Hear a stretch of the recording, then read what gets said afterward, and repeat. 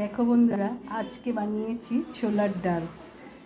কিভাবে বানালাম দেখতে হলে আর জানতে হলে পুরোটা দেখতে হবে এবং অবশ্যই কমেন্ট করে জানিও কেমন হয়েছে। তোমরা ভালো আছো তো? আমিও ভালো আছি। তাহলে চলো দেখি কিভাবে বানালাম ছোলার ডাল। দেখো বন্ধুরা, আমি সারা রাত্রির এই ছোলার ডালটাকে ভিজিয়ে রেখেছিলাম।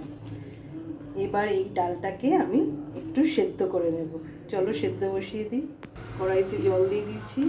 এবার ডালটা দিয়ে দিলাম, একটু নুন দিয়ে দিচ্ছি আর দিয়ে দিচ্ছি একটা কাঁচা লঙ্কা। এবার ডালটাকে ঢেকে দেব।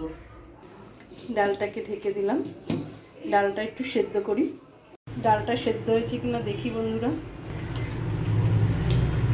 ডালটা সেদ্ধ হয়ে গেছে, একদম সেদ্ধ হয়ে গেছে। কেমন আছো তোমরা বলো? অনেক দিন পর আসলাম, রান্নার ভিডিও দিতেই পাচ্ছি না, সময় হচ্ছে না দেখে। সবাই ভালো আছো তো? আমার চ্যানেলটা তোমরা যারা দেখছো, যখন যাইছে, সবাইকে অনেক ধন্যবাদ। দেখো ডালটা তো সেদ্ধ হয়ে গেছে। এবার এটা নামিয়ে পরের প্রসেসটা করব, তোমরা দেখতে থাকো। প্রথমে কড়াইতে আমি একটু সর্ষের তেল দিয়ে দিচ্ছি। এবার দেখুন, এখানে কিছুটা নারকেল কুড়িয়ে রেখেছি, এটাকে ভিজিয়ে নেব। কুচি কুচি করে কেটে নিয়েছি নারকেলগুলো। নারকেলটা অল্পই ভাজবো, বেশি লাল করব না, হালকা ভেজে নেব।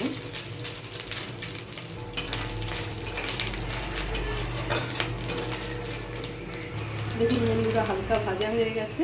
এবার এগুলোকে তুলে নেব। প্রথমে তুলে আমি ডাল সেদ্ধটার মধ্যে দিয়ে দিলাম। এবার এই তেলের মধ্যে আমি একটা গোটা শুকনো লঙ্কা আর একটু দারচিনি ফোড়ন দিয়ে দিলাম। এবার আমি ছোটো ছোটো করে আলু কেটে রেখেছি, এগুলো দিয়ে দিচ্ছি। আপনারা যারা আলু দিতে না চাইবেন না দেবেন, কিন্তু আমি ঘরে একটু আলুটা ভালোবাসি ডালের মধ্যে, তাই আমি অল্প করে দিলাম। আলুর মধ্যে অল্প সামান্য নুন দিচ্ছি, যেহেতু আমার ডালে আগেই নুন দেওয়া ছিল। আলুটাকে লাল করে ভেজে নেব। দেখুন অনেকটা ভাজা হয়ে গেছে, আর একটু ভেজে নেব। দেখুন বন্ধুরা, আলুটা একদম লাল করে ভাজা হয়ে গেছে। এবার আমি আলুটাকে একটু সাইড করে কড়াইয়ের পাশে রেখে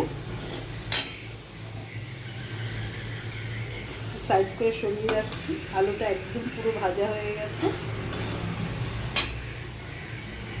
এবার ফোড়নে আমি একটা তেজপাতা, একটু গোটা জিরে দিয়ে দিচ্ছি আর দিয়ে দিচ্ছি একটু আদা বাটা। একটু ভালো করে একটু মিশিয়ে নেব।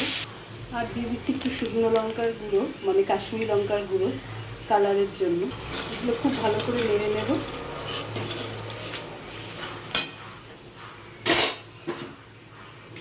এবার আমি সেদ্ধ ডালটাকে যেটা করে রেখেছি এটা ঢেলে দিচ্ছি। দেখুন বন্ধুরা, ডালটা আমি মিশিয়ে দিচ্ছি। খুব বেশি ঝোল করে দিই আর একদম শুকনোও না, এরকম মিডিয়াম রাখবো। আর দিয়ে দিচ্ছি একটু চিনি। ভালো করে এইভাবে মিক্স করে নেব, মিশিয়ে। আর যদি আপনারা চান, একটু হাতার সাহায্যে কিছুটা ডাল আপনারা এইভাবে ম্যাশ করে দিতে পারেন।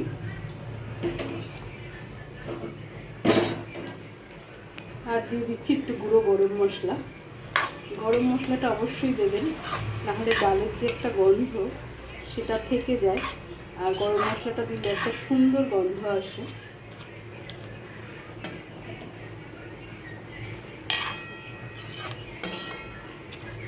আর ঢাকা দিতে হবে না, যেহেতু ফোড়নটা দিয়ে দিয়েছি। আমাদের হয়ে গেছে। কেমন হয়েছে বন্ধুরা অবশ্যই কিন্তু কমেন্ট করে জানিও।